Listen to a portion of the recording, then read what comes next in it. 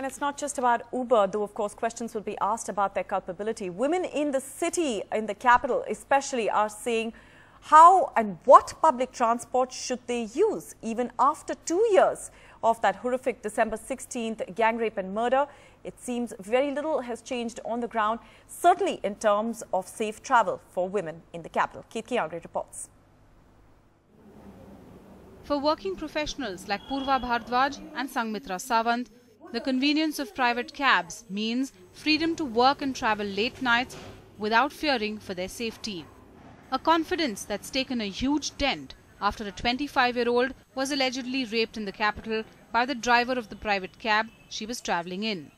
We have cancelled our own cab services in our facilities in our office, considering that we can now take these cabs. However, incident like this, I would somewhere in my mind have this fear that I should not be the last girl to be dropped. Was there a proper police verification? What is their method of verification of their drivers? What are you doing to implement the laws which are existing?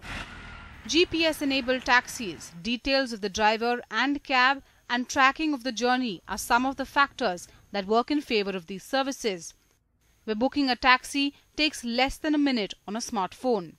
But with questions now about whether background checks on drivers are carried out and whether cab services actually track journeys end to end, the safety factor is back to haunt users of these new-age taxi services.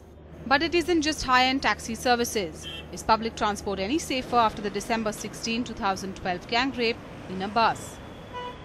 While we do have a whole wide variety of services, I don't think we have been able to standardize them. I don't think we've been able to work towards a database. I think we have to focus on public transport and developing a network of services around that. It is an imperative of a city like Delhi.